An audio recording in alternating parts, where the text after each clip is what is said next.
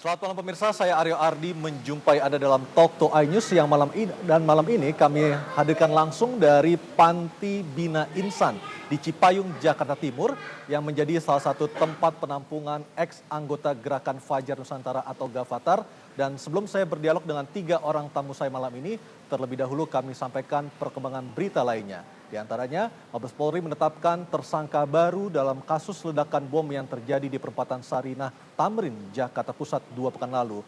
Tersangka berinisial R merupakan bagian dari jaringan kelompok bersenjata Santoso CS.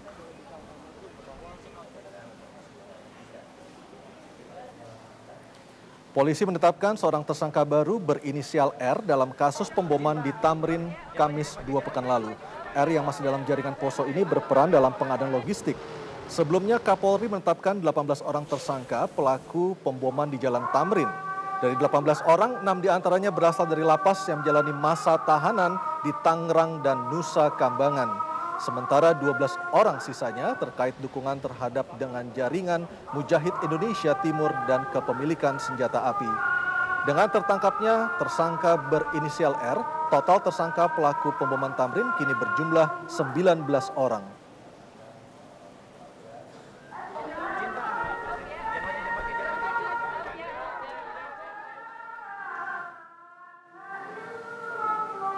Dari gedung DPR dilaporkan Kapolri mengadakan rapat kerja dengan mitranya Komisi 3 DPR untuk membahas kinerja kepolisian.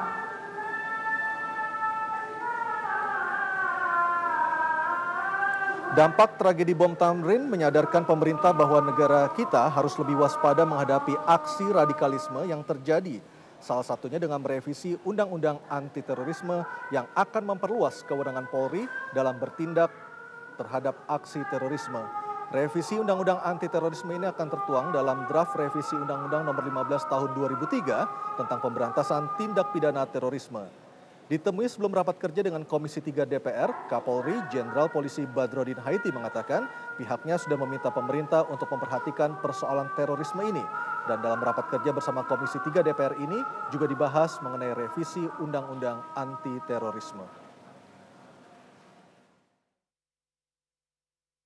Misalnya ada warga negara kita bergabung dengan ISIS, ikut pelatihan militer, ikut mengangkat senjata di Irak atau di negara lain, itu dikenakan undang-undang apa? Kalau tidak ada, itu yang menjadi persoalan. Negara-negara lain sudah lebih dulu, gitu. Kita dari dulu sudah mengantisipasi itu, sudah memprediksi akan terjadi seperti ini dan kita minta kewenangan itu. Pemerintah Provinsi Kalimantan Barat hari ini memulangkan lebih dari 700 orang ex-anggota Gerakan Fajar Nusantara atau Gavatar dengan menggunakan KRI Teluk Banten.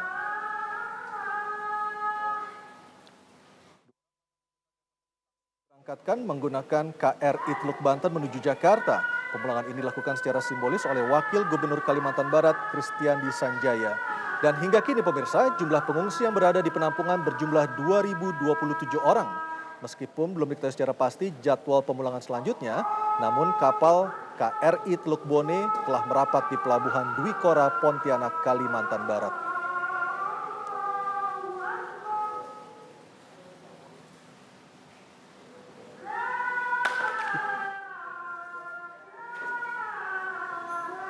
Dan pemirsa, malam ini kami sudah kedatangan 3 orang tamu di Panti Bina Insan Cipayung, Jakarta Timur yang menjadi salah satu tempat penampungan anggota ex-Gerakan Fajar Nusantara atau Gavatar.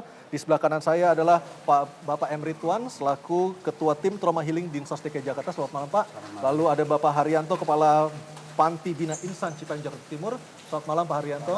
Dan Pak Zainal Abidin, psikolog dari Universitas Padjadjaran Bandung, Jawa Barat. Selamat malam Pak. Selamat malam Mas Aryo. Saya ke Pak Haryanto. Pak Haryanto, hingga malam ini berapa total jumlah anggota ex-Gavatar yang ditampung di Panti Bina Insan Cipayung ini?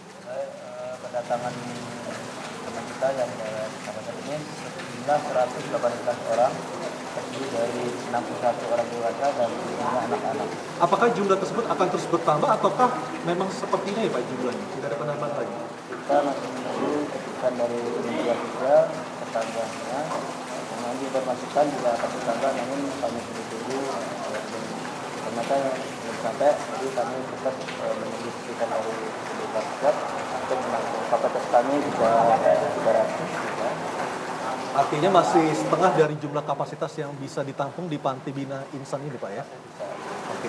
Dan apakah sejauh ini Pak sudah ada keputusan kapan mereka akan dikembalikan ke masyarakat tempat mereka berasal sebelumnya? Informasi hari ini sudah dikoordinasikan melalui pemerintah daerah masing-masing wilayah.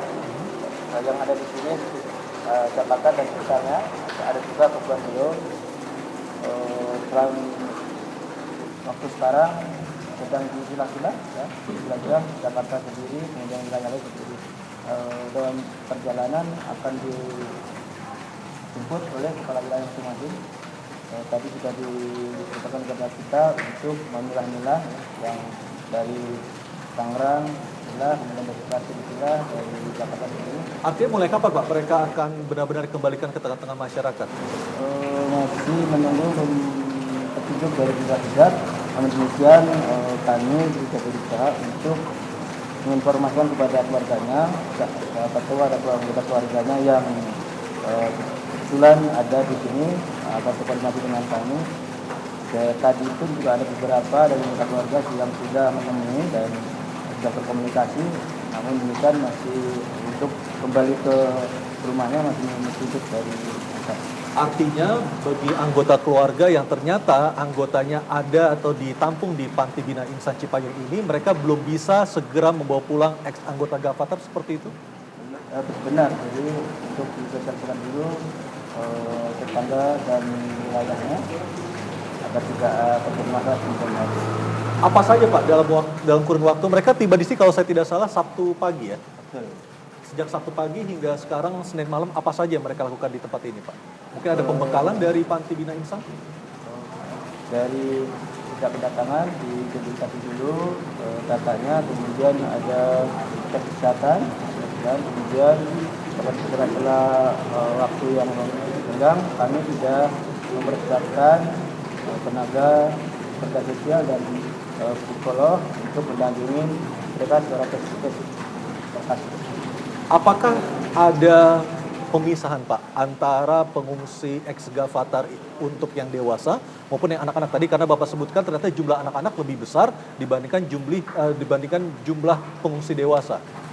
Karena mereka ini bentuknya berkeluarga, jadi dengan keluarganya, jadi bisa berkumpul keluarganya dengan keluarganya, jadi belum ada pemisahan antara anak dan dewasa. Baik, Pak Ridwan, kalau kita melihat trauma healing atau pemulihan pasca terjadinya pembakaran di Kalimantan Barat dan juga menguaknya kasus ini, apa yang dilakukan oleh Dinsos DKI Jakarta untuk membenahi kondisi psikologis para pengungsi?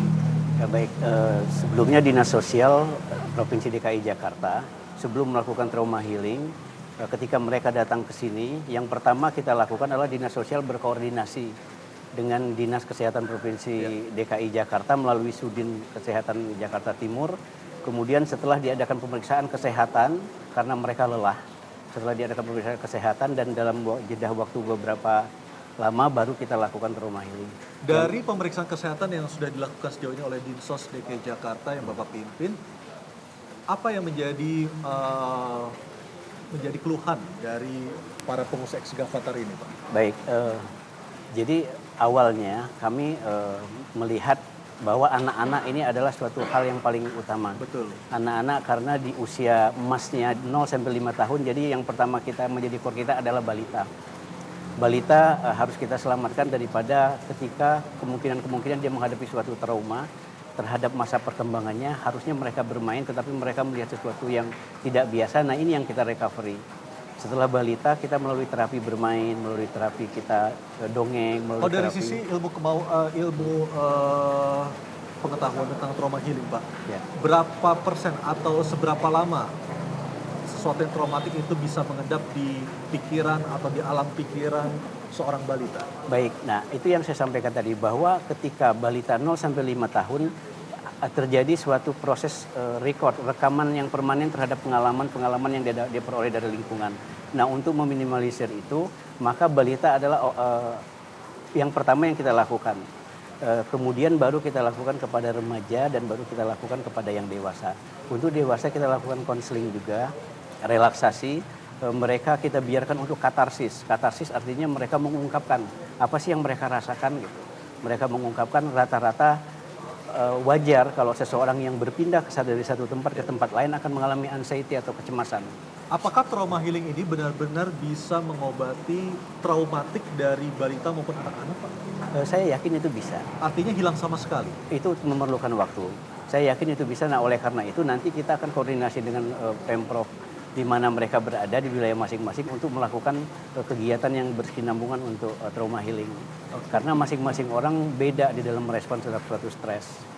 Saya melihat bahwa ketika mereka berpindah dari satu tempat ke tempat lain, terjadi pola penyesuaian diri. Nah, pola penyesuaian diri inilah ada suatu stres-stres tertentu yang masing-masing orang berbeda di dalam meresponnya. Bisa positif, bisa negatif. Tergantung dari mana bagaimana pengalaman orang dan proses belajar mereka dalam menghadapi stres. Baik, dan kita akan melihat bagaimana kondisi tempat penampungan ex-Gavatar yang berada di Surabaya, Jawa Timur. Kita sudah tersambung atau akan segera bergabung bersama reporter kami dari Biro Surabaya, Aprilianta Putri. Silakan.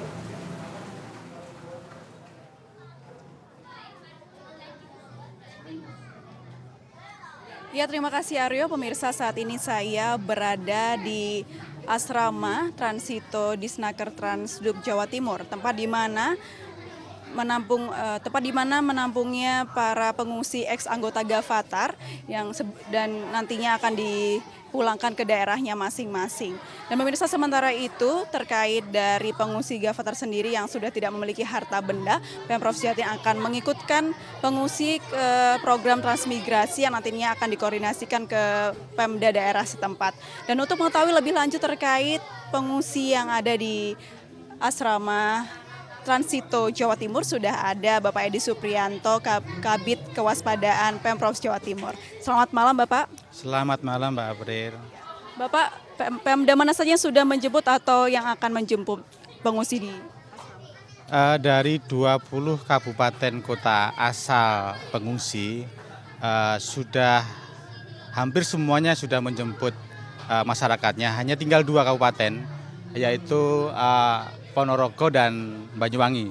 Diperkirakan sekitar 20 orang yang belum diambil. Jadi dari total 390 itu tinggal 20 orang yang belum diambil. Dan mudah-mudahan besok semuanya bisa terambil. Oke, Pak. Adakah keluarga pengungsi yang langsung datang menjemput di camp? Jadi ini selama ini belum ada. Memang karena program pemerintah supaya ini ditampung dulu di sini di Pemprov Jatim sebelum diserahkan kepada keluarga dan masyarakat, akan diserahkan kepada pemerintah bupati setempat. Yang gelombang berikutnya dari yang pertama 398 sudah diambil hari ini, dan besok total yang akan diambil kurang lebih sekitar 400-an akan diserahkan kepada Bupati Wali Kota melalui pejabat yang terkait, mulai besok bisa diambil. Terima kasih Pak atas waktunya. Pemirsa, demikianlah kondisi terkini yang ada di kamp pengungsi di Pemprov Jawa Timur. Dari Surabaya, Jawa Timur, kembali ke studio. Baik, terima kasih Aprilianta Putri melaporkan bagaimana kondisi pengungsi yang ditampung di Surabaya, ex anggota Gerakan Fajar Nusantara atau Gavatar. Pak Zainal, Pak Haryanto maksud kami. Tadi ketika kita membaca judul dari Surabaya, ternyata tidak semua ex pengungsi Gavatar tersebut mau pulang ke daerah asal, tapi ada juga yang ingin bertransmigrasi. Bagaimana dengan kondisi yang ada di Panti Bina Insan ini, Pak? Kami sudah berusaha untuk mendekati, tapi sebagian besar mereka mau kembali. Artinya mereka mau kembali lagi untuk pulang ke keluarganya. Ada beberapa yang di rumahnya sudah tidak ada. Yang menjadi pikiran bagi kami, dia mau pergi pulang kemana? Justru itu kan pertanyaan kan, ketika mereka pergi ke Kalimantan sudah mengeluarkan atau sudah menjual harta bendanya, mereka pulang lagi ke sini tanpa ada harta benda seperti itu, dan juga tentunya tidak ada pekerjaan. Kami ya menunggu keputusan dari Undang Zat misalnya itu masih untuk ditampung di sini untuk beberapa saat, kemudian kami selalu siap mendukung untuk nanti dicari jalan keluarnya, mereka mau diapakan nanti.